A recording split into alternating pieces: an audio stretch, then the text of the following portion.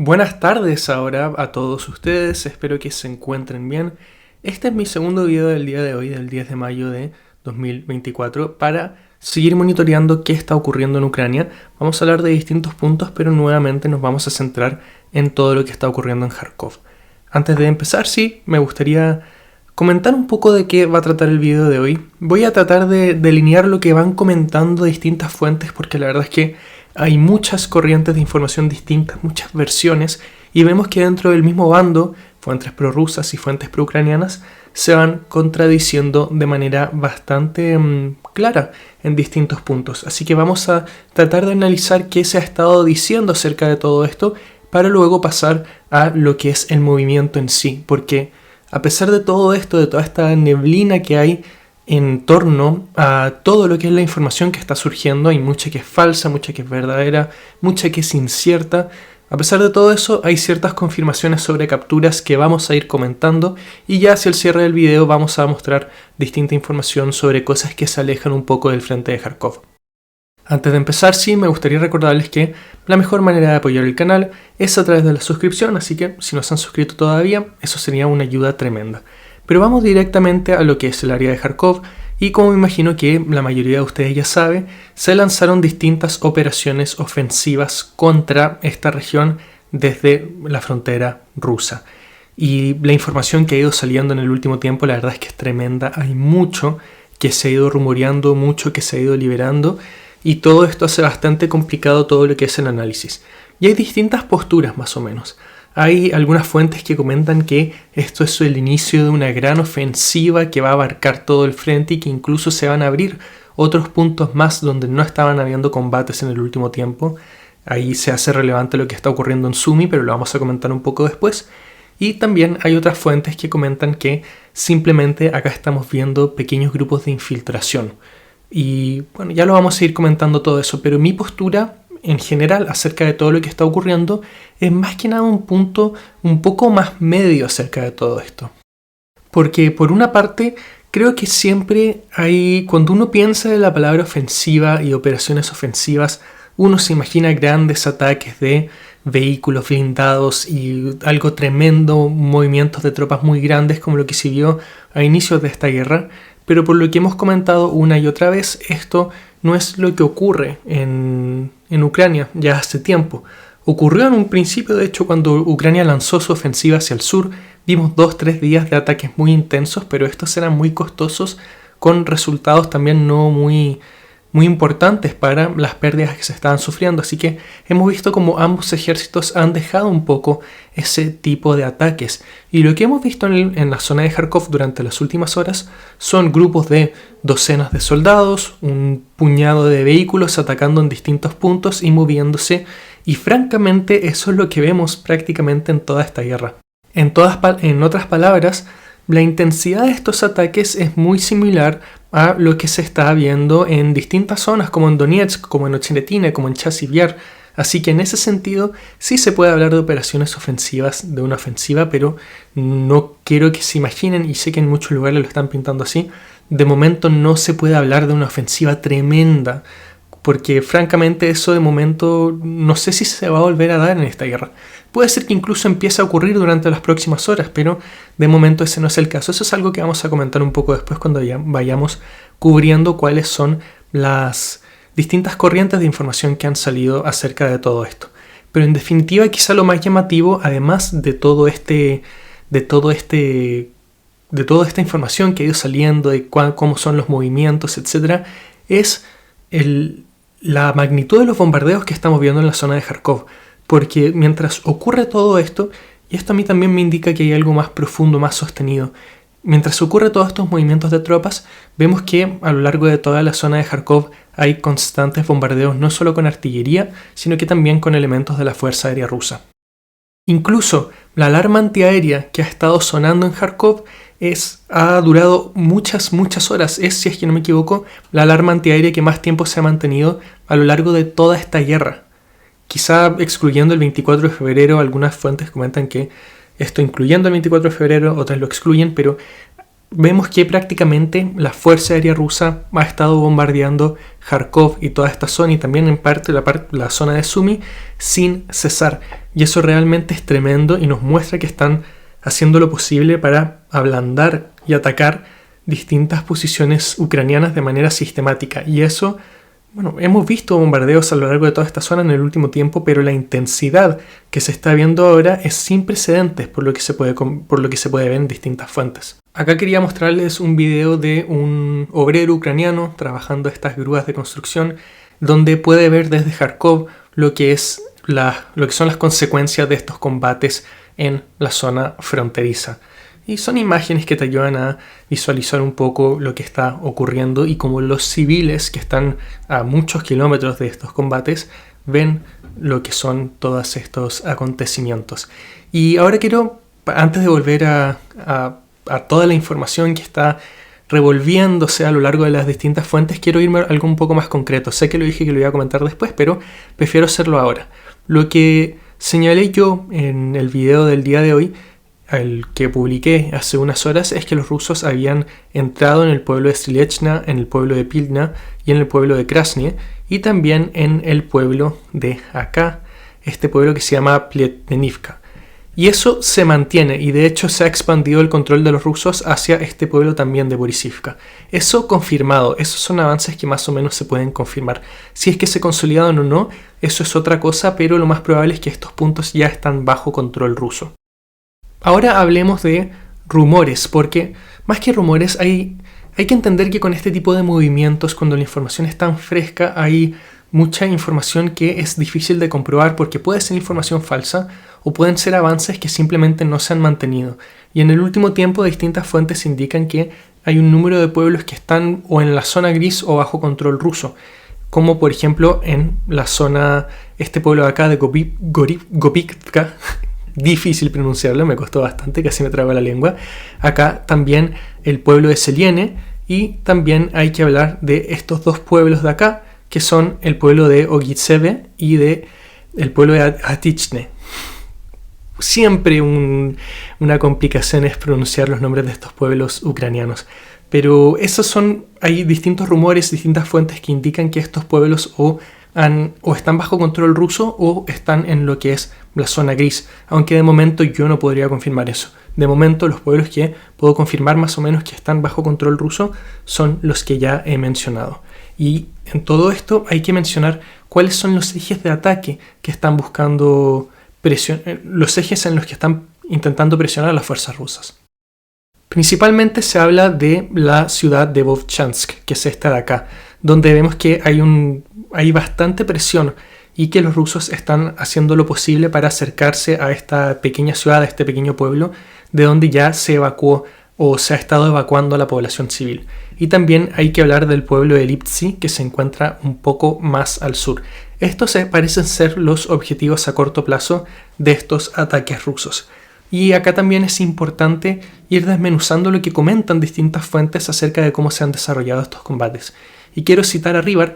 Yo siempre les digo, si es que no me creen a mí, vayan a las fuentes directas, porque sé que hay muchos lugares donde se comentan distintas cosas, pero siempre hay que ir a las fuentes directas.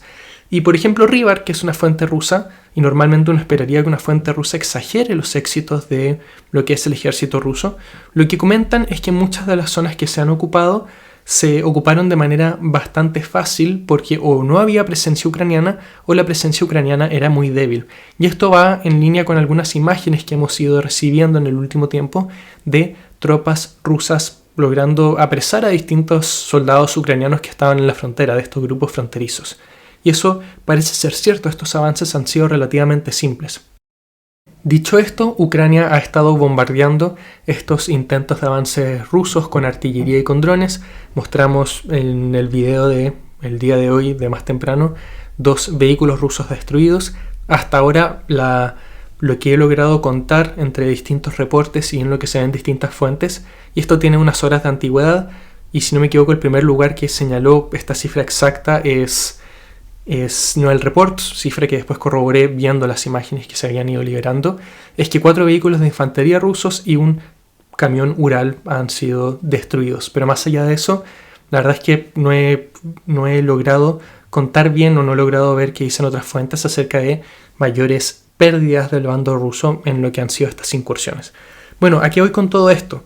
Es que, por lo que comentan fuentes como Rivar y también otras fuentes más, todavía no se llega a la primera línea defensiva que mantiene Ucrania en la zona de Kharkov. Podría parecer que quizá ya se rompió una línea defensiva por estos avances a lo largo de la frontera, pero nuevamente les comento lo mismo. Vayan a las fuentes y pueden ver que lo que comentan es que no había una línea defensiva establecida de manera inmediata en la frontera. Y se habla de que hay líneas defensivas que se han ido preparando a lo largo de Kharkov, pero de momento no he visto que se haya señalado específicamente dónde. Me imagino que una de las zonas que los ucranianos van a querer defender con mayor contundencia es el pueblo o la pequeña ciudad de Vovchansk. Pero ¿a qué voy con todo esto? Que todavía no hay un quiebre de las primeras líneas defensivas ucranianas, y esto es lo que comentan fuentes rusas como Rivar. También lo que comentan tanto fuentes rusas como ucranianas, como fuentes más neutrales, es que Ucrania a lo largo de todo este tiempo ha estado creando distintas líneas defensivas a lo largo de Kharkov, ha estado trabajando bastante en eso, y eso es lo que se ve en distintas fuentes, que se entiende que esto, si es que los rusos deciden seguir presionando hacia toda la zona de Kharkov, más hacia el sur, entonces se van a tener que enfrentar con lo que son esas líneas defensivas, y ahí podríamos ver batallas más contundentes. Habiendo dicho todo esto, hay que comentar qué es lo que comentan distintas fuentes acerca de la naturaleza de estos ataques. Y de hecho, batallones ucranianos como el ex batallón Azov lo que comentan es que no estamos viendo que los rusos todavía desplieguen la totalidad de las tropas que tienen preparadas en la zona de Kharkov, y que eso se puede dar de manera paulatina o de manera más inmediata, y que hay que estar preparados, lo que comentan desde las fuentes ucranianas.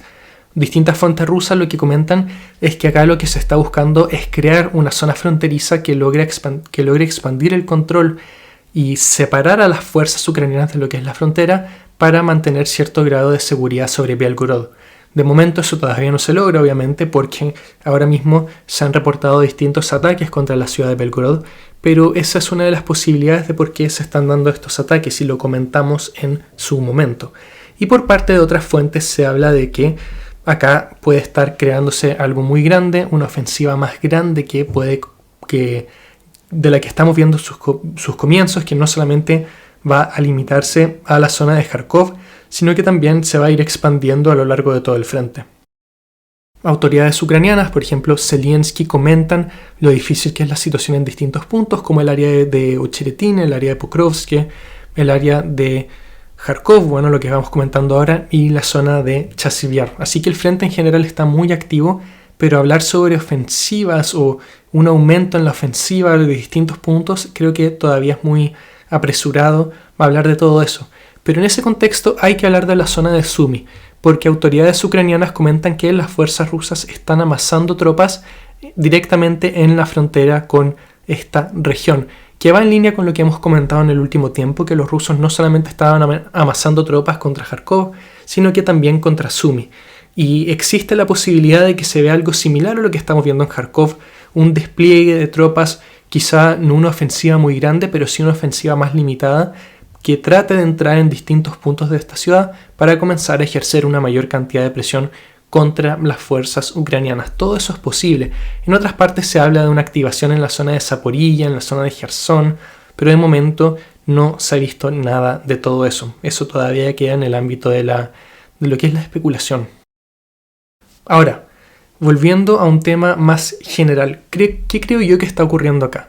En parte, me imagino que hay que entender un poco lo que ha sido la estrategia rusa en el último tiempo. Los rusos no suelen anunciar sus planes como sí lo hacen los ucranianos, quienes prometieron a lo largo de meses que se iba a venir la ofensiva al sur, y eventualmente la vimos, y yo sabía que venía, y ustedes sabían que venían, y los ucranianos sabían que venían, y los rusos sabían que venían, y mi perro acá que está dando vueltas por acá también sabía que se venía. Todos teníamos claro que venía una ofensiva ucraniana. Los rusos no actúan así. Obviamente a veces es difícil esconder movimientos ofensivos, pero no hay tanto anuncio con bombos y platillos cuando terminan ocurriendo. Y eso hasta cierto punto termina siendo favorable porque no te comprometes tanto. ¿A qué voy con todo esto? los rusos pueden presionar por un par de días en esta zona y si es que no hay mayor éxito, pueden terminar retirándose y después decir, no, es que saben que esto no fue una ofensiva, simplemente queríamos reconocer distintos puntos de las defensas ucranianas. Y claro, hasta cierto punto no se pierde tanta credibilidad porque no se estuvo anunciando todo esto a lo largo del tiempo. Entonces, volviendo a lo que quería comentar inicialmente, lo que estamos viendo acá puede ser que los rusos están tratando de aprovechar dos cosas. Una de ellas yo creo que es la que sí o sí una de las razones para estos ataques, que es estirar a las fuerzas ucranianas lo más posible, y lo hemos comentado una y otra vez. Ucrania está con una desventaja en municiones, está con una desventaja en equipo, está ahora supuestamente con una desventaja en tropas, en una desventaja de blindados, en una desventaja de sistemas, en una desventaja de defensa antiaérea. Entonces ahora lo que le está conveniendo un poco más a Rusia es estirar un poco lo que es el frente para obligar a Ucrania a ir reposicionando sus tropas. Y ya hemos visto cómo distintas autoridades ucranianas hablan de que han habido ciertas rotaciones hacia el área de Kharkov. Y eso yo creo que es el objetivo más directo que tienen los rusos. Ahora, si es que logran avanzar más y más en Kharkov, si es que logran crear esta zona fronteriza, bueno, entonces perfecto, también les sirve, logran estirar el frente y también logran realizar ciertas capturas que pueden proteger un poco más la zona de Belgorod. Pero eso último supongo que está más sujeto a los resultados que se vaya viendo. Si es que se termina avanzando, entonces se va a presionar más. Si es que no se termina avanzando después de unos días, ven que las fortificaciones ucranianas son muy contundentes para los rusos, bueno, entonces quizá veamos ciertas retiradas, quizá veamos que se congela un poco el frente y se pasa un tiempo, una fase de bombardeos, y luego se vuelve a intentar a presionar en el mismo punto. Y eso no es nada nuevo.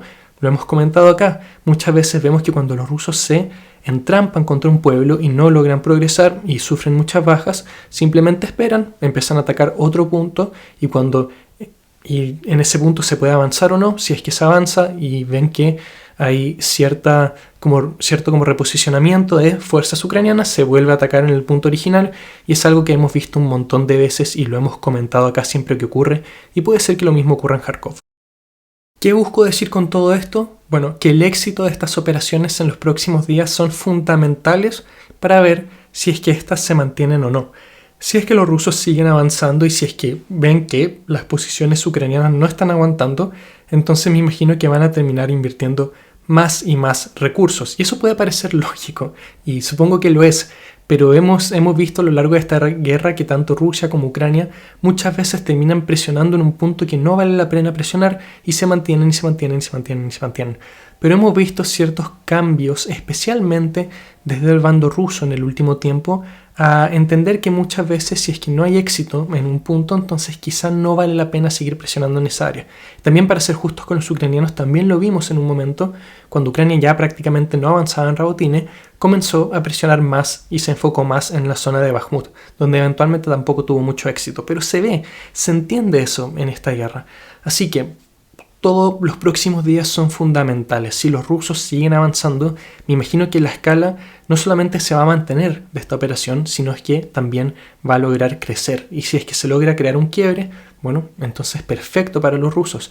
Pero si es que no se termina quebrando, si es que las fortificaciones ucranianas, recordemos que las fuentes rusas, o muchas fuentes rusas como Rivar, comentan que no se ha alcanzado todavía la primera línea defensiva. Si esa primera línea defensiva logra mantenerse, entonces probablemente vamos a ver que esto se congele y que los rusos simplemente no busquen presionar mucho más. Esto es lo que puede ocurrir, obviamente. Todo esto puede cambiar. Yo, si es que algo he aprendido acá mientras he estado siguiendo todo este conflicto desde que inició y en el año y tanto que llevo subiendo videos sobre el conflicto, es que es muy difícil predecir lo que hacen los distintos altos mandos porque muchas veces terminan cambiando sus actitudes. Hay cosas que siempre se mantienen y cosas que van cambiando todo el rato, así que eso siempre hay que tenerlo en cuenta. Todas estas situaciones y todo esto, especialmente cuando uno especula, nada es fijo, todo puede cambiar y es difícil hacer este tipo de predicciones, pero esto es algo que han comentado distintas fuentes y también va en línea con lo que estamos acostumbrados a ver en este conflicto. Habiendo dicho todo esto, ¿qué saldo podemos sacar ahora de lo que ha estado ocurriendo? Bueno, 5 pueblos que están bajo el control ruso, una presión tremenda, especialmente con el uso de la fuerza aérea, no una ofensiva tremenda como quizá en algunos lugares se esperaba o se comentaba que iba a ocurrir o que estaba ocurriendo, pero tampoco simples grupos de reconocimiento de infiltrada. Estamos viendo ataques sostenidos muy parecidos a lo que se ven en otras zonas del frente, así que podríamos hablar de operaciones ofensivas y la magnitud de estas depende de cómo vayan progresando en el próximo tiempo. Y eso es más que nada lo que ha estado ocurriendo en las últimas horas. Les recuerdo que especialmente con cosas tan urgentes como lo que está haciendo toda esta ofensiva, la información puede variar de manera muy rápida, puede incluso variar para cuando se suba este video, que probablemente va a estar subido en unas 2 horas más, va a estar en línea. YouTube demora siempre en procesar, acá tengo que editarlo también, siempre tengan eso en cuenta. La información cambia de manera muy rápida y es todo muy volátil. Así que, especialmente en cosas que están tan en desarrollo como lo que son todas estas operaciones, siempre hay que tenerlo en cuenta. Pero eso ya es más o menos suficiente sobre lo que está ocurriendo en la zona de Kharkov. Recordar también la alarma antiaérea en Kharkov que todavía se mantiene. Recordar estos reportes de fuentes ucranianas y de autoridades ucranianas sobre posibles incursiones en Sumy. Y recordar también cuál es el posible objetivo de los rusos acá, que en mi opinión lo principal, como lo he comentado en el último tiempo, es estirar lo más posible los recursos ucranianos y, bueno, si es que se tiene éxito avanzando, entonces crear esta separación entre la frontera rusa y los lugares que puede mantener Ucrania de manera efectiva con tal de que no se pueda bombardear la región o la ciudad de Belgorod. Pasando ya a otras noticias, en primer lugar, Estados Unidos durante las últimas horas anunció el envío de un nuevo paquete de apoyo a Ucrania de $400 millones, donde se van a enviar municiones antiaéreas específicamente para sistemas Patriot y sistemas NASAMS. También se habla del envío de municiones de cartuchos de 105 y de 115 milímetros y vemos cómo se va reforzando todas las áreas en las que hemos comentado que Ucrania necesita refuerzos. También se van a entregar ciertos misiles Manpad, si es que no me equivoco. Todo esto tiene que ver con lo que hemos comentado, la necesidad de Ucrania de tener más defensa antiaérea y de tener más municiones de artillería. Así que vemos que se avanza en ese sentido. Y por último quiero hablar sobre la región de Lugansk, donde Ucrania nuevamente ha logrado realizar un ataque contra el pueblo de Rovenki. No es atacado en otras ocasiones el pueblo de Rovenki, pero sí la región de Lugansk. Y si no me equivoco, en la última semana, en los últimos 10 días, Ucrania ha atacado 3 veces la región de Lugansk con misiles ATACMS. Y acá tengo distintas imágenes de lo que ha sido este último ataque. Y vemos que, por lo que comentan distintas fuentes rusas y ucranianas, lo que se terminó impactando acá es un depósito de combustibles. Y vemos que efectivamente los incendios son bastante contundentes. Nuevamente les recuerdo que supuestamente acá se atacó con un misil ATACMS y vemos como nuevamente la zona de Lugansk está teniendo problemas con la intercepción de estos misiles. Realmente los ATACMS parecen estar teniendo mucha efectividad en esta área. Una efectividad que no se ha visto en otras zonas como Crimea, pero por eso les digo, es llamativo que en Lugansk han tenido tanto éxito. Pero bueno, acá me despido, muchas gracias por ver. Espero que tengan una muy bonita tarde y espero que nos podamos ver mañana con mayor información para ir determinando de manera más concreta qué está ocurriendo en Kharkov, qué puede ocurrir en Sumy, qué puede ocurrir a lo largo del frente, porque la verdad es que este ha sido uno de los días más interesantes del último tiempo, viendo todos estos nuevos movimientos, tratando de desmenuzar qué es cierto y qué no es cierto. Es algo que a mí me gusta mucho y lamentablemente se da en un contexto de algo tan horrible como es una guerra, pero se aprende bastante, es muy interesante analizarlo y es muy interesante también exponerlo. Dicho todo esto, muchas gracias por ver, espero que tengan una muy bonita tarde y que nos vemos mañana. Adiós.